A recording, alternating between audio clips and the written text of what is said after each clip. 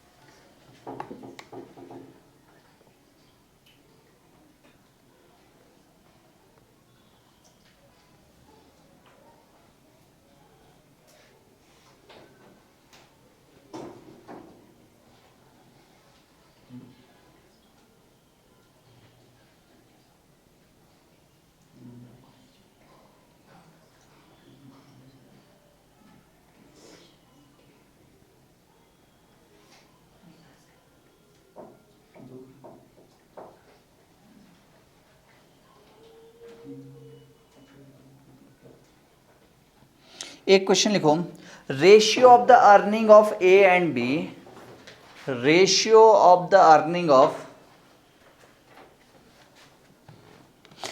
A and be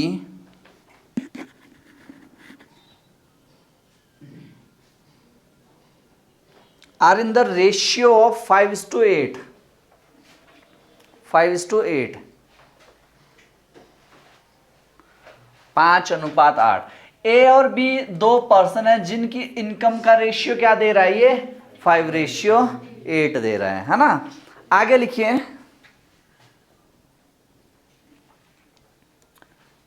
had the income of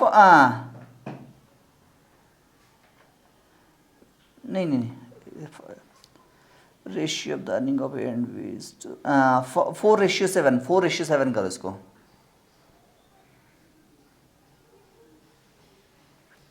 If the earning of A is increased by, if the earning of A increased by 50% and the earning of B decreased by 25%, हाँ, ए की earning को increase किया 50%, B की किया है कितना, decrease हुआ है ना। Then the new ratio of their earning, then the new ratio of their earning becomes 8:7। कितना हो जाता है, 8:7। 8:7 respectively. What is age income या what is the age earning, है ना। तो ए की इनकम बतानी है आपको, कितनी होगी बता सकते हो, ट्राई करो।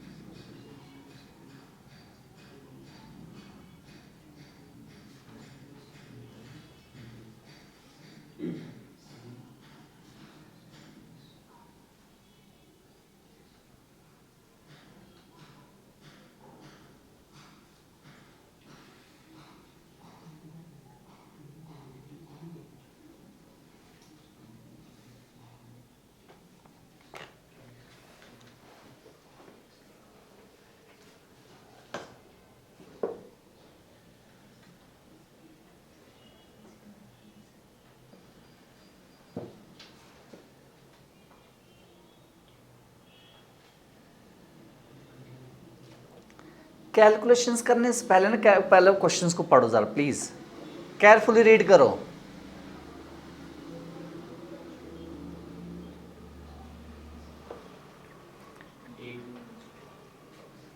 है एक इनकम 8 रुपए है, 8 रुपए की नमकीन भी नहीं आती यार, उसके लिए 10 रुपए खर्च करने पड़ते हैं। आप इनकम 8 रुपए दे रहे हो उसको, है? पेन पेपर डाउन करो। ऐसे क्वेश्चंस पता है क्या होता है ना, आपका टाइम वेस्ट करने के लिए बने होते हैं एग्जाम में। माइंडली सोचो, इनकम रेशियो दिया हुआ है और जो इनकम रेशियो दिया हुआ उसी को वेरी करके फाइनल भी रेशियो दिया हुआ है, तो रेशियो से रेशियो में कन्वर्ट करने के बाद इनकी इनकम आप कैसे निकाल सकते हो? पॉसिबल है? एक सर्टेन अमाउंट दिया हुआ ही नहीं है, कोई भी अमाउंट नहीं दिया। हाँ, अगर ऐसी भी बात करता कि दोनों के इनकम के बीच में ये डिफरेंस है, दोनों की इनकम को प्लस करके ये बन रहा है, या दोनों का कुछ ना कुछ ऐसा कोई एक सर्टेन अमाउंट दिया होता है जिसका एक आधार के जिसके आधार को मान के हम ये चीजें निकाल सकते थे कॉन्सेप्चुअली, बट यहाँ पे कोई चीज एग्जिस्ट नहीं कर रही है, तो क्या पिक करोगे आप डायरेक्टली? कैन नॉट बी, ठीक है ना? यहां से सिर्फ इतनी चीजें निकाल सकते हो आप। मान लो ए और बी की इनकम रेशियो क्या दिया उसने, 4:7। तो आप मान लो कि ए की इनकम रही होगी 4x रुपीज, बी की रही होगी, तो ये वैल्यू अपने आप में कितना परसेंट है? एक इनकम को बढ़ा दो 50%, 50% का मतलब है 2x और बढ़ जाएगी। ओरिजिनल इनकम कितनी थी इसकी? 4x, 50% मतलब आधा और बढ़ जाएगा, तो 2x बढ़ जाएगी, तो टोटल कितनी हो जाएगी? 50% होता है 4 का 2, ठीक है ना? तो 6x बन गई, और ये वाली वैल्यू क्या होगी? कम हो गई, कितनी परसेंट? 25% कम होने का मतलब है 75% ऑफ 7x, यानी 3/4 ऑफ 7x, 21x/4, यानी आप बोल सकते हो 5.25x रहा। अब ये वैल्यू ज्यादा है, ये क्या है? कम है। तो फाइनल मार्क, अब मैं इसको क्या कर रहा हूं, 6x अपॉन में 5.25x को रेशियो में डालू, तो क्या रेशियो बन रहा है इनका? 8 यही बन रहा ना? तो अब इसको क्या करोगे आप? बैलेंस कर लो। तो कोई एजम्पशन निकल रही है? निकल नहीं रही। निकल रही कोई एजम्पशन? नहीं निकल रही। इसी के आधार पे मैं एक और क्वेश्चन बताता हूं, यहां से निकल सकता है, ठीक है? लिखो जरा, income of two companies a and b. अब क्वेश्चन देखो, सेम कॉन्सेप्ट पे है। Income of two companies a and b are in the ratio of 5:8। 5:8 में इनकी इनकम रेशियो दी हुई है ना? Had the income of company A become, had the income of company A become been, I repeat, had the income of company A been more by rupees 25 lakhs, more by rupees 20, यानी 25 लाख रुपए अगर ज्यादा होती है इसकी income, किसकी? Company ए की, है ना? The ratio of their income would have been 5:4। तो इनकी जो इनकम रेशियो कितना होता था? 5:4। What is the income of B? तो आपको B की इनकम बतानी, यहां से निकल जाएगा, यहां से वैल्यू कंप्लीट आ जाएगी। इसके लिए इनफ डाटा है, B की इनकम निकालने के लिए भी, A की इनकम निकालने के लिए भी। यहां से हम सबकी इनकम निकाल सकते हो, टोटल इनकम भी, ए की भी, बी की भी, जिसकी आपको इनकम चाहिए वो निकल जाएगी, ठीक है? कीजिए।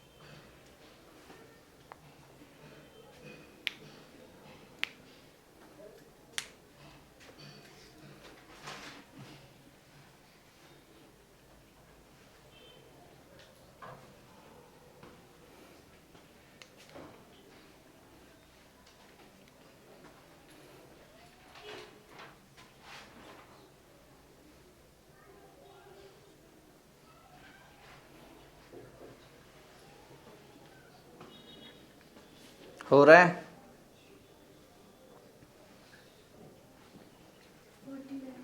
40 लाख मे बी,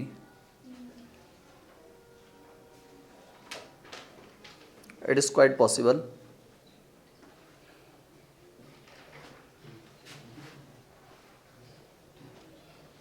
चलिए पेन पेपर डाउन करो, सब लोग पेन पेपर डाउन करो। क्वेश्चन ये बोल रहा है ए और बी दो कंपनी है जिनका इनकम रेशियो क्या दिया हुआ है? 5:8। तो ए कंपनी की इनकम मान लो आप 5x, बी कंपनी की मान लो आप, दैट मीन्स दोनों में डिफरेंस कितने का है? तो अगर मैं ए से बी की बात करूं तो 3x 5x का कितना परसेंट होता है? कितना परसेंट होता है? 60% ज्यादा है कि नहीं है? चलो ये तो बात की बात है। अब क्वेश्चन ये बोल रहा है अगर ए की इनकम में जो यानी जो 5x है इसमें मैं अगर मैं 25 लाख को ऐड कर दूं, पूरा मत खोलना प्लीज, सिर्फ क्या लिख दो 25 लाख, 25 लाख ऐड कर दो, तो ये जो फाइनल रेशियो है इनका ए और बी का वो हो जाता है 5:, मतलब जो इनकम ऑफ ए है वो बढ़ गई है, जबकि पहले शुरुआत में इनकम ए की क्या थी? 60% कम थी। किससे? बी से। ठीक ही नहीं थी? ठीक है। और एक अब यहां पे जो एक इनकम वो बढ़ गई, डिफरेंस कितने का इसमें? 1 का। तो बी से ज्यादा कितनी है एक इनकम? 1/4 का मतलब है 25%। कितनी परसेंट है? 25%। तो अब हमने क्या करना, ध्यान से समझ लो, जो बीज इनकम है वो कितनी होगी? 100 + 25 कितना हो गया? 125% ऑफ किसके बराबर? 5x + 25 लाख। हुई कि नहीं हुई? इतना समझ में आया कि नहीं आया? तो बी की इनकम जहां पे ये 8 थी वहां पे 4 है, ये तो यही रहेगा ना। तो अब शुरू के रिस्पेक्ट में इसको सिर्फ आप परसेंट के लिए यूज करो, इस रेशियो को किसके लिए यूज करो? परसेंट, कि कितने का गैप आया इसमें। ठीक है, 25% का गैप आया तो 100, ये नहीं 8x अपने आप में 100% था, 25% बढ़ गया तो कितना हो गया? 125%। तो मैं बोल सकता हूं इसका वैल्यू कितना ले लो? नहीं, उल्टा ले लिया हमने। जो बी की इनकम है वो कितनी हो गई?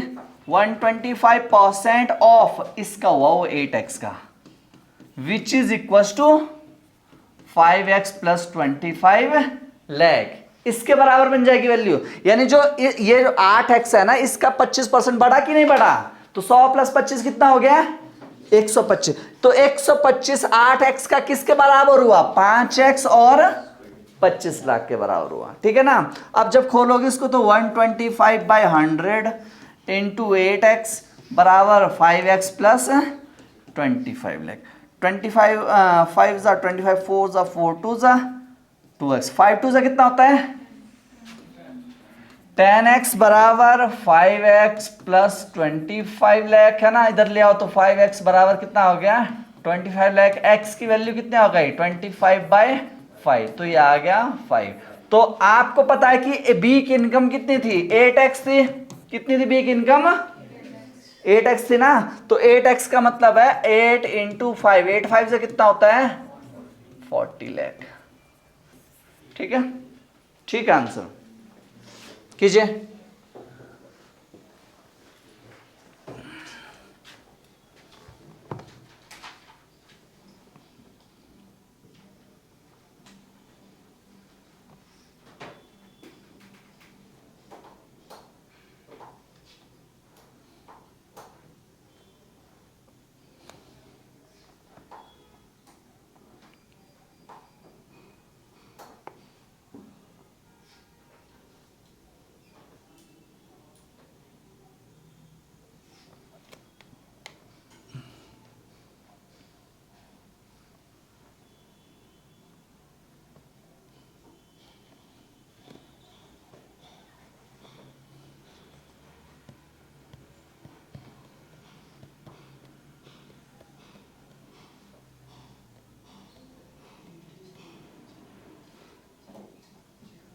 एक और क्वेश्चन है,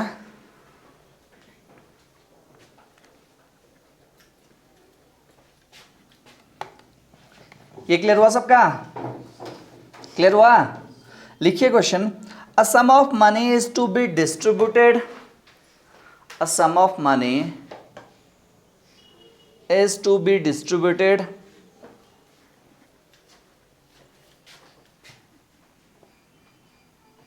among F, Q and R. F Q R है ना, in the ratio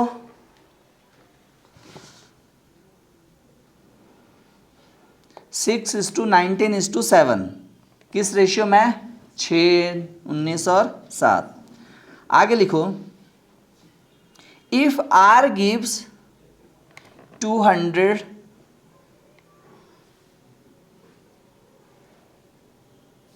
from his share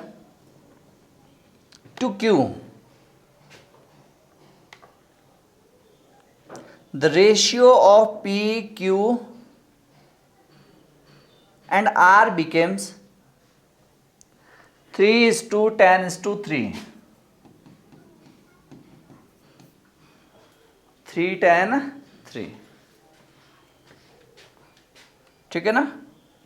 what is the total sum? आपको टोटल सम बताना है. अब निकल सकता है क्वेश्चन कि जो टोटल सम था तीनों के पास वो कितना था.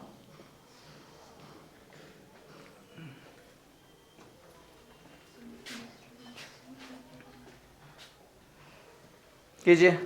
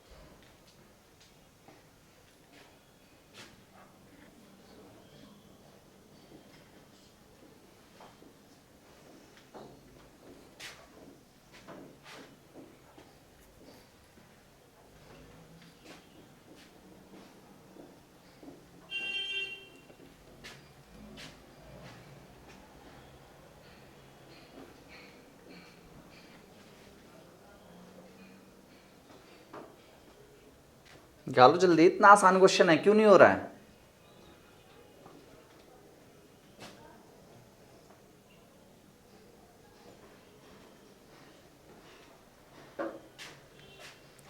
नहीं हो रहा है? ट्राई करो, ट्राई करो.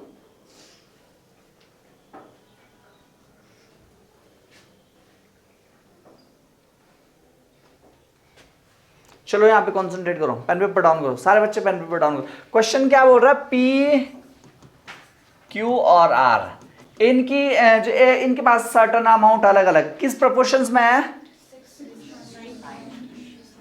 6, 9 और 6, 9, 9. हाँ 6, 19 और 7 है ना. तो P का शेयर ले लो आप 6x, Q का ले लो कितना? R का ले लो आप. कौन किसको दे रहा है? अब R दे रहा है किसको? Q को, है ना. ये इसको दे देता है कितना, यानी इसके पास ओरिजिनली 19x रुपए है ना, और इसके पास है 7x. यानी अब Q के पास कितना, यानी यहाँ ये एक्सचेंज कर रहा है इसको, कितना रुपए? 200. तो Q के पास हो जाएगा अब 19x प्लस 200. R के पास कितना रह गया? 7x माइनस पैसा पता क्या ना, जितना शुरू में था उतना ही है, सिर्फ आदान प्रदान किया इन्होंने पैसे का। और यहाँ पे जो पी है उसके पास 6x रुपए था, कांस्टेंट था। तो जो फाइनल रेशियो है इनका, फाइनल रेशियो क्या बना इनका बताओ, P ratio Q ratio R का, यानी 3:10 ये रेशियो बना। समझ में आया? तो अब मान लेते हैं P के पास बन गया 3y रुपीज, Q के पास बन गया 10y और R के पास बन गया 3y। तो जो P का पैसा शुरू में था वही पैसा फाइनल में है। ध्यान समझ लो, P के पास जितना रुपए शुरू में था वही रुपए फाइनल। दैट मीन्स यहाँ पे जो 6x है वो मैं बोल सकता हूँ 3y के बराबर। 6x इसके बराबर है 3y। 3 से काटो, 3 1 3 है 2, यानी twice of x equals to y। Twice of x equals to y। समझ में आया ना? y की वैल्यू आ गई समझ में? तो y की वैल्यू मैं पुट कर दूंगा किसकी जगह, एक minute, y equals to 2x और साथ साथ ये जो 10y है, 10y है किसके बराबर है 7x, सॉरी 19x, हाँ 19x प्लस 200। तो 10y बराबर, देखो यहाँ पे 19 की जगह पुट कर दो वैल्यू, 19 इंटू वाई की वैल्यू क्या होगी 10 इसको कर दो यहाँ से, यहाँ 10 इंटू बराबर 19x प्लस 200, तो 20x बन गया। ये 20x इधर ला दो तो x की वैल्यू कितनी आ गई 200। x की वैल्यू क्या आ गई, तो तीनों की इनकम को पहले प्लस कर लो, यानी 6x plus 19x plus 7x, total कितनी हो गई 19 25 32x। 32x का मतलब हो गया 32 इंटू एक्स की वैल्यू है 200, 32 2 जा 64, यानी तीनों के पास कितना रुपए था 6400। कितना रुपए था तीनों के पास 6400। कर लो।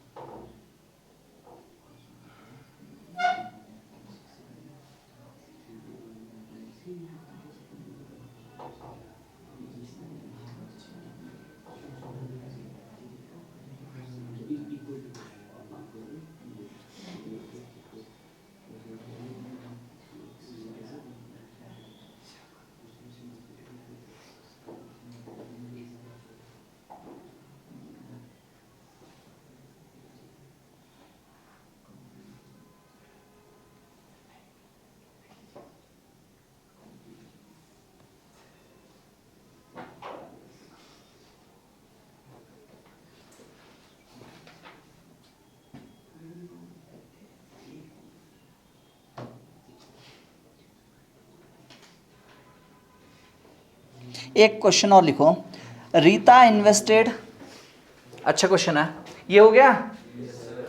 रीता इन्वेस्टेड लिखिए 25% मोर देन सुनील। रीता का जो इन्वेस्टमेंट है वो 25% ज्यादा है, किससे? सुनील से, है ना। सुनील इन्वेस्टेड 30% लेस देन अभिनव। हाँ, 30% लेस देन अभिनव। इतना क्लियर हुआ? आगे लिखो इसी में ही, हु इन्वेस्टेड ₹6,000। अभिनव ने इन्वेस्ट किया ना 6,000 रुपये। हाँ हाँ, 6,000। Yes. what is the respective ratio between what is the respective ratio between the amount that Rita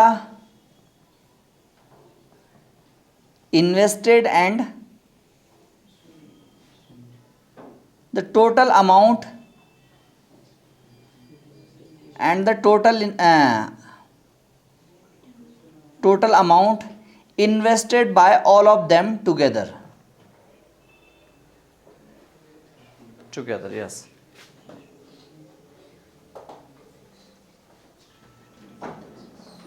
आइए आइए, देख के कैमरा, है ना। आ जाओ आ जाओ, आगे आ जाओ ये जगह।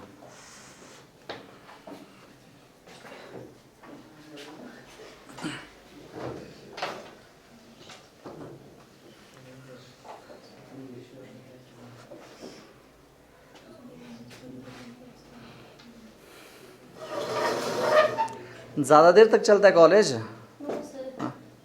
एनएसएस की प्रैक्टिस हो रही है आजकल। अच्छा, ओके।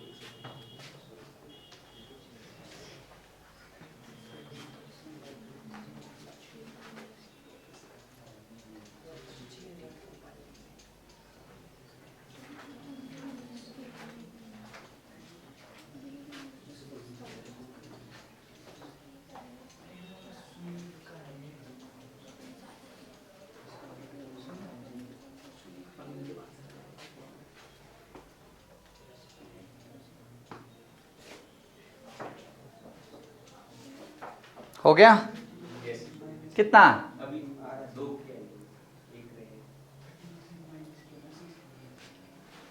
इतना टाइम क्यों लग रहा है? इतना टाइम लगना ही नहीं चाहिए।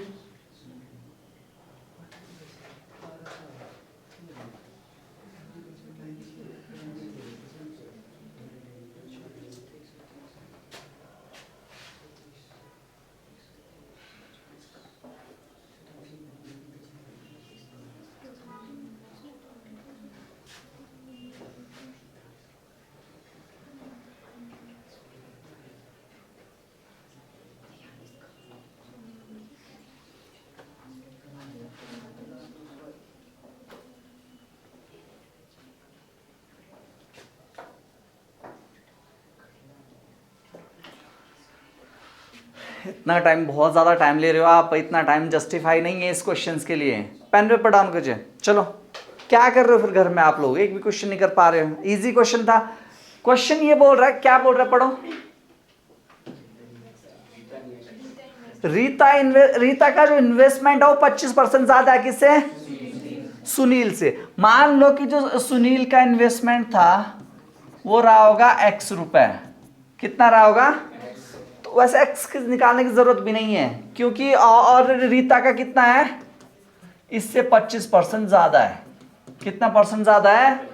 25%। आगे क्या बोल रहा है क्वेश्चन, जो तीसरा प्रश्न आगे, जो सुनील है ना वो ऑलरेडी 30% कम इन्वेस्ट करता है, किससे? अभिनव से। अभिनव का इन्वेस्टमेंट है 6,000 रुपए। कितना रुपए है? तो इस एक्स की जरूरत नहीं है, वैसे इस एक्स की जरूरत यहां पे नहीं है। डायरेक्टली अमाउंट आ जाएगा सुनील का। कैसे? ये वैल्यू अपने आप में 100% है, इसको 30% गिरा दो तो 100 में से 30 चला जाएगा, कितना बचेगा? 70। तो सुनील की इनकम आ जाएगी, जो सुनील की इन्वेस्टमेंट है वो कितनी हो जाएगी? 70% ऑफ 6,000, 4200 रुपए आ जाएगा। 70/100 इंटू 6,000, 4200। कितना आ गया? 40। सुनील का जो इन्वेस्टमेंट है वो 4200 आ गया, और जो रीता का वो इससे 25% ज्यादा है, यानी अभी ये भी अपने आप में कितनी परसेंट है? 100% है कि नहीं है? 100 + 25 कर दो तो रीता की इन्वेस्टमेंट आ जाएगी यहां से कितनी? 125% ऑफ 4200, है ना। 25 पंजा 25 चको 4 एकम 4, है ना। तो ये कितना हो जाएगा? 5,050, 5200 क्या निकला? 50। तो टोटल सम इनका तीनों का, यानी आपको निकालना रेशियो किस किस का? रीता अपॉन ऑल, तीनों का। तो रीता का इन्वेस्टमेंट है 5,250, तीनों का प्लस कर लो, 6,000, 4200 और 5250, डिवाइड में ले लो और काटो। कैलकुलेटर यूज मत करो प्लीज, बंद करो इसको, इसकी जरूरत नहीं है। निकालो कितना आ रहा है? सॉरी, नन ऑफ दीज है ऑप्शन में। अगर ऐसा तो कोई तो ठीक है, पूरा कट रहा है क्या? 5250। टोटल सम कितना है इसका? 5,000, 4,200, इसको करो 0, 5, 4, 9, 9, 6, 15, 450, यही आ रहा ना? 5 से काटो, 15, 105/309, 5 से 3 से काटो, 3, तो 35/103 या 35:103, ये है ऑप्शन में। 35:103 आया समझ में? क्लियर हुआ? नेक्स्ट क्वेश्चन लिखिए।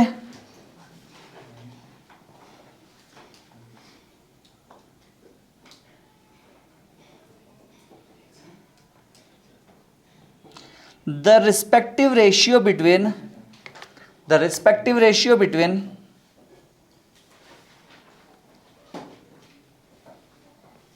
the present age of Aarti and Savita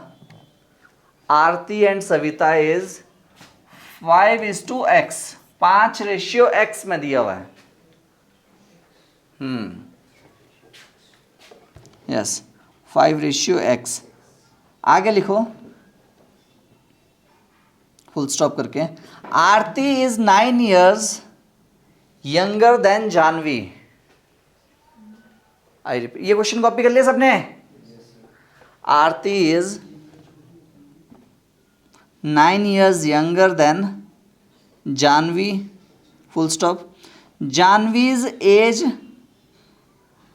Janvi's age after 9 years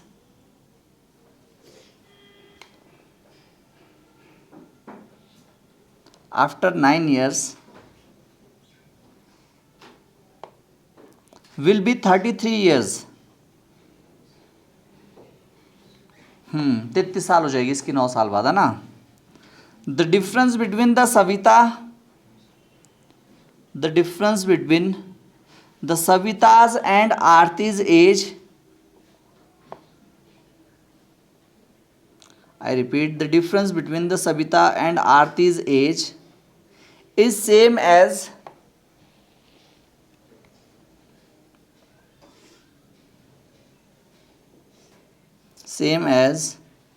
the present age of Janvi. Present age of Janvi. What will come in the place of X? आसान question है, कोई बड़ा question नहीं है, easily calculate किया जा सकता है.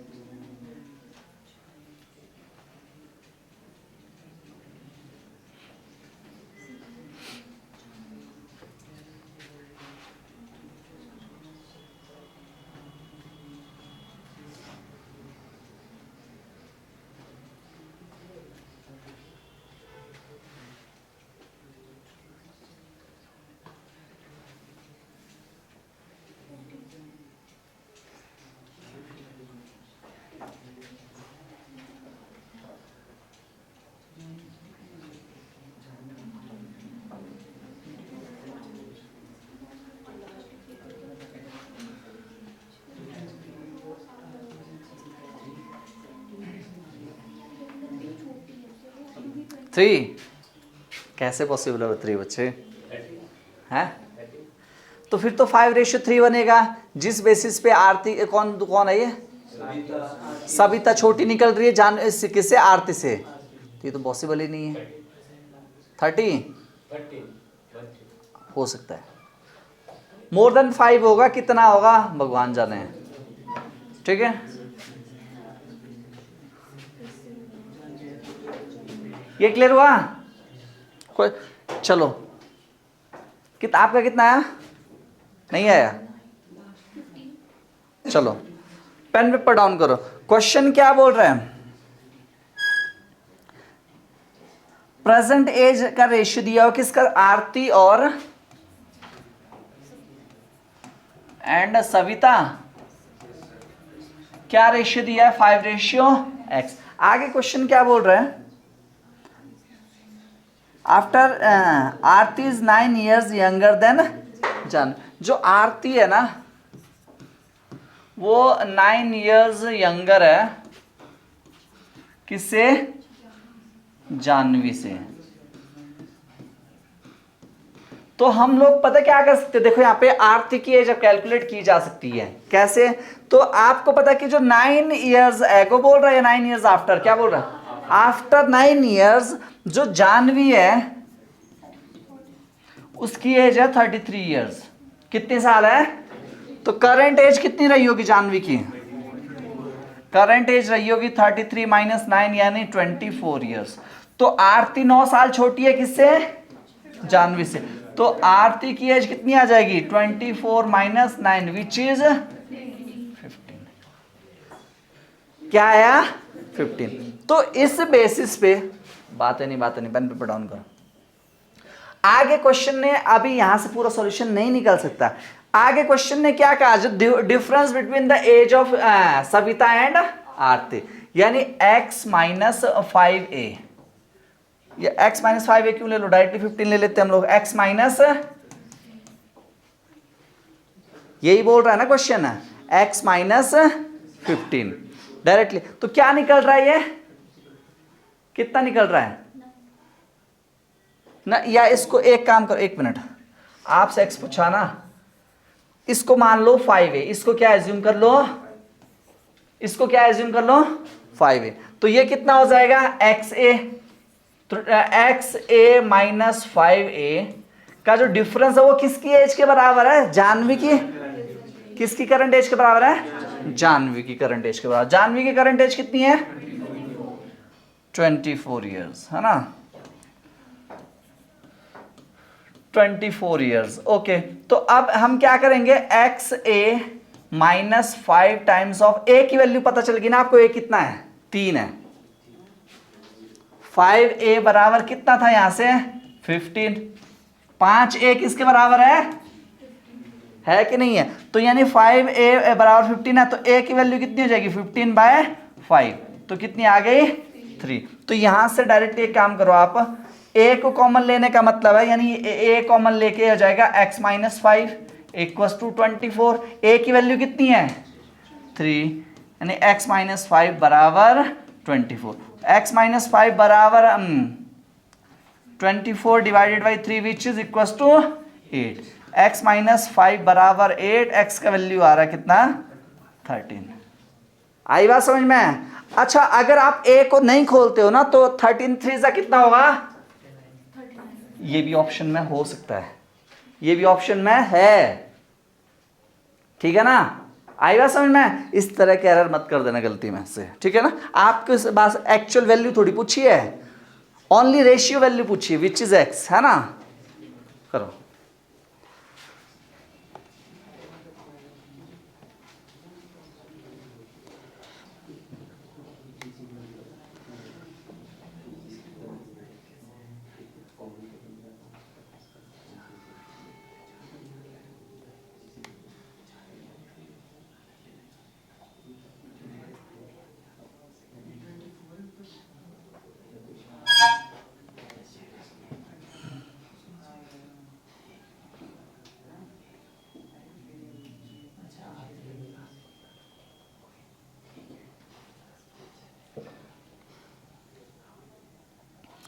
एक और क्वेश्चन लिखो, सेम प्रॉब्लम है, एज से रिलेटेड।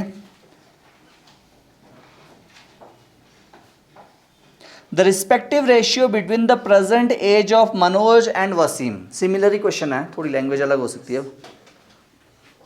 मनोज एंड वसीम, है ना? प्रेजेंट एज रेशियो इनका दिया हुआ 3:11, 3:11। आगे लिखिए, Wasim is 12 years younger than Rehana.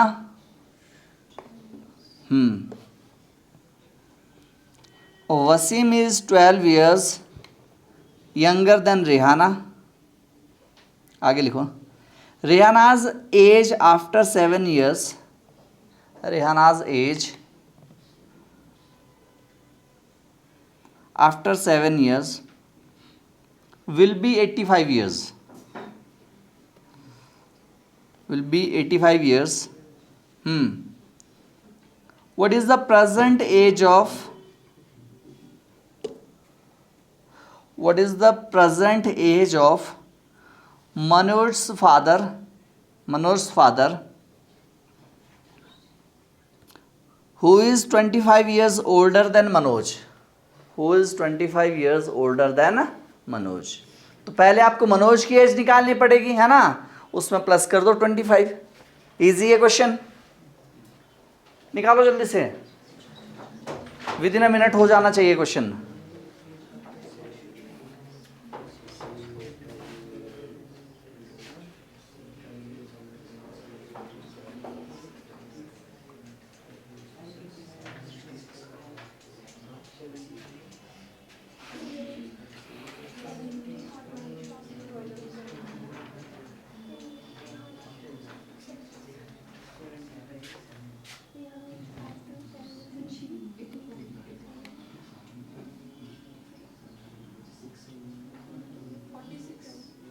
Sorry, option में नहीं है 40, नन ऑफ दीज है, बट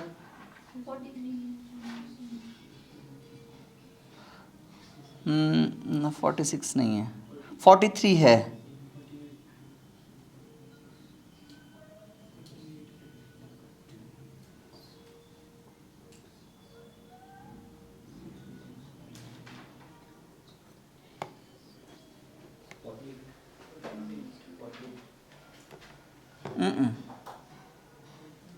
नन ऑफ दीज है ऑप्शन में।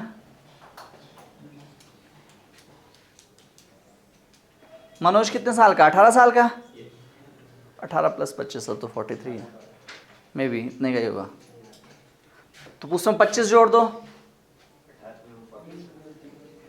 मनोज कितने साल का निकला, तो उसके पापा कितने बड़े उससे, 25 साल बड़े है ना, तो 18 प्लस 25 करो तो 48 थोड़ी ना आना चाहिए। मनोज फादर की एज पूछी है ना क्वेश्चन में, तो 25 साल प्लस कर दो, 43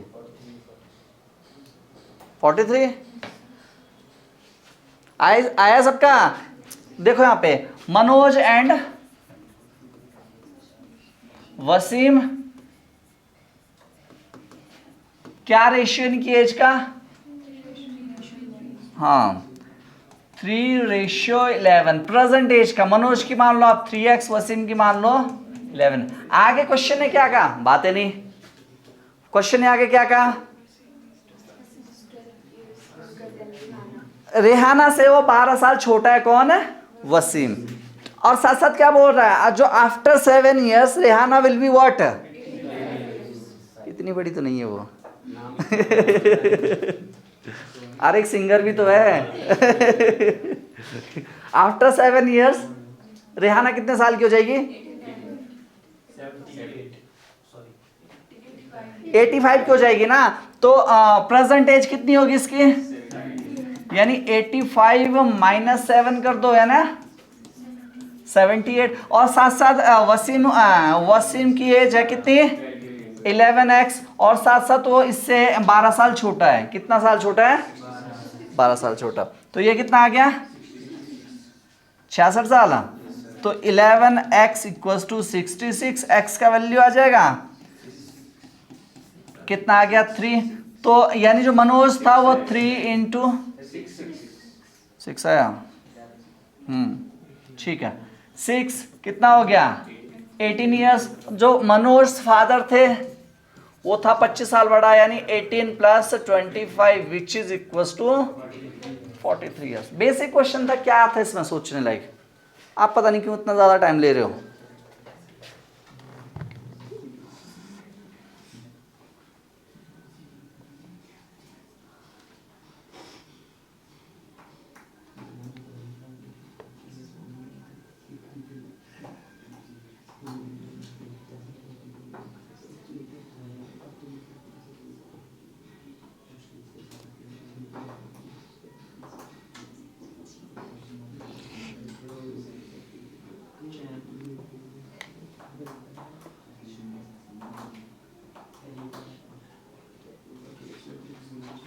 एक और क्वेश्चन लिखो, ज्योमेट्री से रिलेटेड है, बट चलो तो ठीक है, क्वेश्चन मैं बता दूंगा, बट बनता रेशियो में है ना।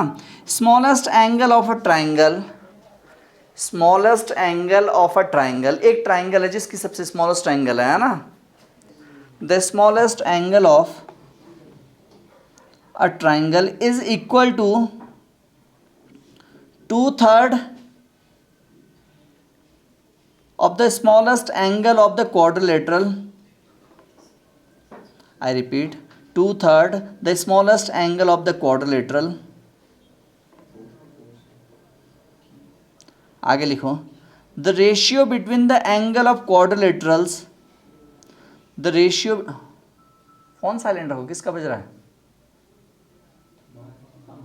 अच्छा हाँ, the ratio between the angles of the quadrilaterals is 3:4:4:5:6। ये प्रोपोर्शंस में है चारों एंगल्स किसके? क्वाड्रिलेटरल के, ठीक है। आगे लिखो largest angle of the triangle is twice the largest angle, I repeat the largest angle of the triangle is twice its smallest angle, largest angle, हाँ largest angle is twice its smallest angle. What is the sum of the second largest? I repeat, what is the sum of the second largest angle of the triangle? I repeat, what is the sum of the second largest angle of the triangle and largest angle of the quadrilateral? ये बोल रहा है question, लिखा question पूरा कहां तक? I repeat, शुरू से रिपीट कर रहा हूं मैं।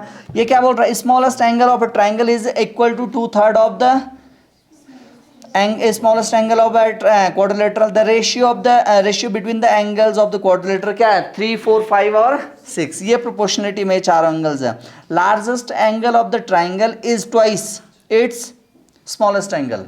जो ट्राइंगल है ना उसका बड़ा ही बड़ा एंगल दुगुना है उसी के स्मॉलेस्ट एंगल से। इतना समझ में आया? आगे बोल रहा है what is the sum of the second largest angle of the triangle and the largest angle of the quadrilateral. Clear हुआ कि नहीं हुआ? चलो पेन पेपर डाउन करो, इस क्वेश्चन को मैं बता देता हूं। थोड़ा एडिशनल प्रॉपर्टी लगनी थी, बाकी कुछ नहीं था, बाकी रेशियो का खेल है, ठीक है। ये है आपके पास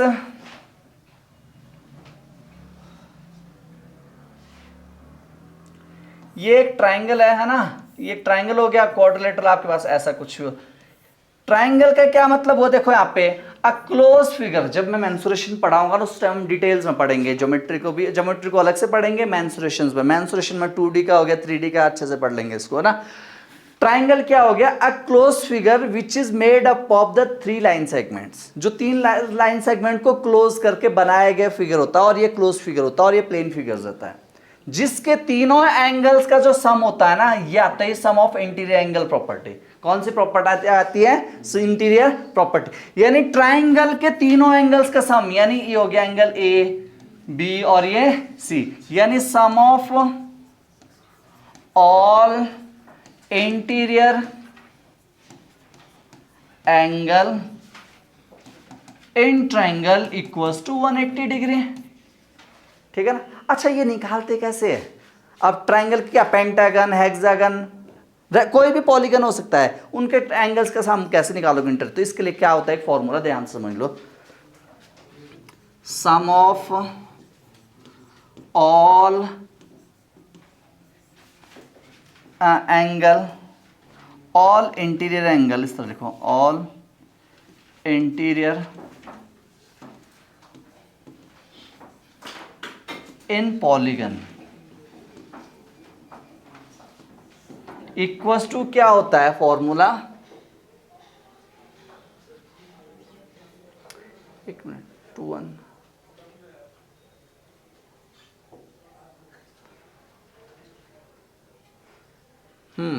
ये होता है n-2 इंटू 180। ये फॉर्मूला होता है। क्या होता है? n-2 into 1। n क्या रिप्रेजेंट कर रहा है? यहां पे नंबर ऑफ साइड है। n क्या होता है? साइड्स। तो कोई भी क्लोज फिगर मिल जाए आपके पास, क्या मिल जाए? कोई भी जैसा मर्जी क्लोज फिगर। अब यहाँ पे ट्राइंगल के सम निकालना, तो ट्राइंगल में n की वैल्यू कितनी है? तो सम एंगल कैसे हो जाएगा? 3 - 2 इंटू 180, यानी 1 इंटू क्वाड्रिलेटरल का कैसे, n की वैल्यू यहाँ पे कितनी है? 4। तो यहाँ पे जो सम आ जाएगा इसका सम ऑफ n इक्वल्स टू क्या हो जाएगा? 4 - 2 इंटू 180, यानी 2 into 180 which is equals to pentagon, hexagon, octagon, जितने भी साइड्स का शेप आता है आपके पास, समझ में आया कि नहीं है? ये वाली चीज लिख लो, आगे फिर मैं क्वेश्चन पे पढ़ूंगा, ये काम की चीज है, मे भी शायद बाद में मिस हो जाए।